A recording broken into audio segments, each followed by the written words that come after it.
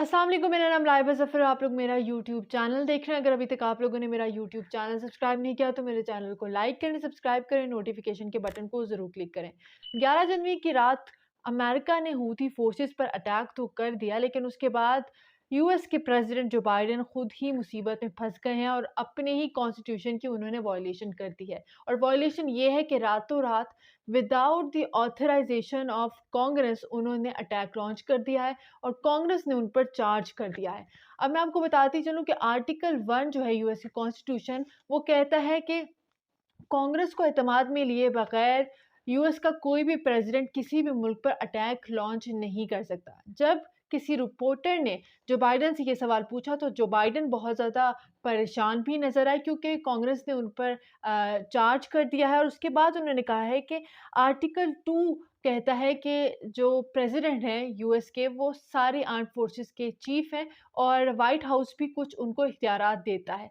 लेकिन फंसते कहाँ पर है जो बाइडेन? वो फंसते यहाँ पर है कि आर्टिकल 1973 में कांग्रेस ने, जो यूएस का अपर हाउस है, उसने वॉर पावर रेजोल्यूशन एक पास की थी जिसमें कोई भी प्रेसिडेंट वो किसी भी कंट्री पर किसी भी किस्म की नोयत का अटैक होगा तो वो कांग्रेस से पूछे बगैर लॉन्च नहीं करेगा। और इसके अलावा अगर कोई वॉर डिक्लेयर कर देता है प्रेसिडेंट, तो कांग्रेस के पास 60 डेज़ में इख्तियारात होंगे कि वो उस प्रेसिडेंट को सू कर सकता है, उसके अगेंस्ट इम्पीचमेंट कर सकता है, उसको हटाने के भी राइट्स रखता है। और 48 आवर्स में प्रेसिडेंट के पास राइट होता है कि वो इसका जवाब दे। उसके बाद प्रेसिडेंट भी 48 आवर्स के अंदर-अंदर जवाब नहीं दे सकता। 48 आवर्स होने ही वाले हैं और प्रेसिडेंट जो बाइडेन ने कांग्रेस को अभी तक रिप्लाई नहीं दिया। और कांग्रेस के पास बहुत ज़्यादा पावर्स हैं, मैं आपको यहाँ पर बताती चलूँ। प्रेसिडेंट से ज़्यादा पावर्स यहाँ पर यूएस के अंदर कांग्रेस में है। तो क्या कांग्रेस सू कर सकेगी, उसको इम्पीच कर सकेगी प्रेसिडेंट को? और क्या प्रेसिडेंट जो बाइडेन को हटा देगी? क्योंकि इसी साल इलेक्शंस होने वाले हैं और इलेक्शंस होने से पहले अगर जो बाइडेन ऐसी सिचुएशन में फँस जाते हैं तो प्रेसिडेंट जो बाइडेन के लिए भी बहुत ज़्यादा प्रॉब्लम्स हो जाएँगी, क्योंकि ट्रंप के अगेंस्ट जो बाइडेन इस साल फिर से इलेक्शंस में उनके अगेंस्ट खड़े हुए हैं। प्रेसिडेंट जो बाइडेन के पास तो 48 आवर्स थे, जो कि अब कुछ ही घंटे रह गए हैं जवाब देने के लिए। लेकिन इसी दौरान यूएस ने एक और अटैक जो है वो लॉन्च किया है यमन पर, और वो 3:45 पर अटैक लॉन्च किया था रात को।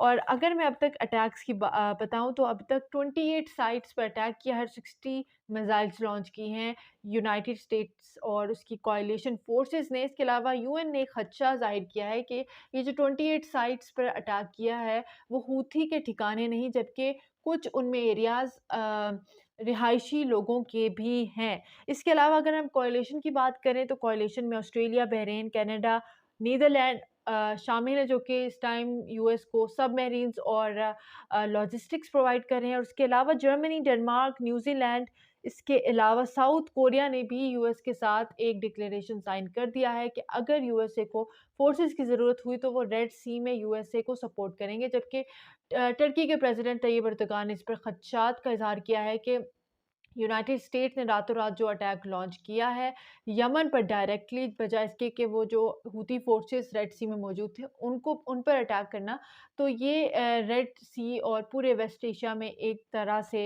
जंग को मज़ीद तक़वियत दे सकता है। इसके अलावा स्पेन, इटली और फ्रांस कहते हैं कि इससे वॉर जो है वो बढ़ेगी, तो इसलिए यूएसए को और किसी भी मुल्क को इसमें शामिल नहीं होना चाहिए। एक बड़ी अजीब-सी बात, और वो ये कि United states of America Houthi forces को टेररिस्ट ऑर्गेनाइज़ेशन करार दे रहा है, जो कि बहुत कन्वीनिएंट है यूएसए के लिए। किसी भी आर्मी ऑर्गेनाइज़ेशन या किसी भी फ़ोर्स को जो यूएसए पे अटैक करे या किसी भी मुल्क पे अटैक करे तो वो एक टेररिस्ट है, लेकिन जब खुद अटैक करता है तो वो सब कुछ जस्टिफाइड है। हूथी फोर्सेस के अगर स्लोगन की बात की जाए तो death to America, death to Israel and death to Jews. तो ये उनका जो टारगेट है वो तो एग्ज़ैक्टली क्लियर है कि वो अमेरिका और ज्यूज़ और इसराइल के अगेंस्ट है।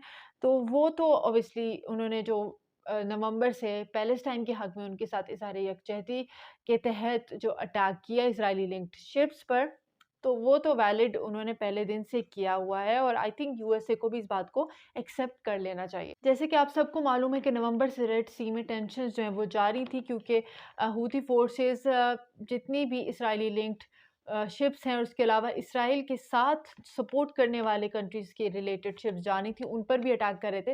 लेकिन इसमें जो रशिया थे, उस रशिया की शिप्स को इसमें इस्तिस्ना हासिल था और वो फ्रीली मूव कर सकती थी। अब की सिचुएशन ये है कि ऑयल प्राइसेज़ में इज़ाफ़ा हो गया है, जो कि हम लोगों ने 2 साल पहले देखा था कि रशिया यूक्रेन वॉर के बीच में जब ब्लैक सी में जो मूवमेंट थी शिप्स की वो बंद हो गई थी और अब हम देख सकते हैं कि रेड सी में शिप्स की मूवमेंट बंद है और इस टाइम जो है वो टेंशन्स बढ़ी हुई हैं। इसी वजह से ऑयल प्राइसेस में इंक्रीज़ हुआ है क्योंकि रेड सी एक बहुत इम्पॉर्टेंट इकोनॉमिक हब है जहाँ से बहुत ज़्यादा क्रूड ऑयल तकरीबन 75% क्रूड ऑयल ट्रैवल करता है एशिया से यूरोप और यूरोप से एशिया तक चीज़ें जो हैं गुड्स हैं वो ट्रांसपोर्ट होती हैं।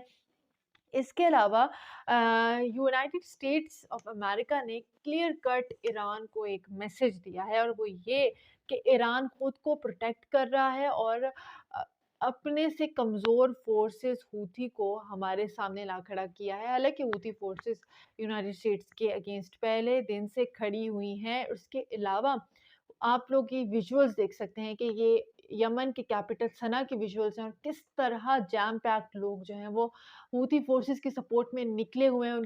उनका जो पूरा कंट्री है वो उनको सपोर्ट कर रहा है और वो कह रहे हैं कि मर जाएँगे लेकिन अमेरिका के खिलाफ एक्शन ज़रूर लेंगे। तो इस टाइम हूथी फोर्सेस जो हैं वो बहुत ज़्यादा सरगर्म नज़र आ रही हैं और लगता है कि वो यूएस पर दोबारा रिटेलिएटेड अटैक करेंगी। रेड सी में जो टेंशन्स चल रही हैं इस टाइम, उससे रिलेटेड अपडेट्स तो मैंने आप लोग के साथ आज की शेयर कर दी हैं। अगर आप लोग इसी तरह मेरी वीडियोज़ देखना चाहते हैं तो मेरे चैनल को लाइक करें, सब्सक्राइब करें और नोटिफ़िकेशन के बटन को ज़रूर क्लिक करें।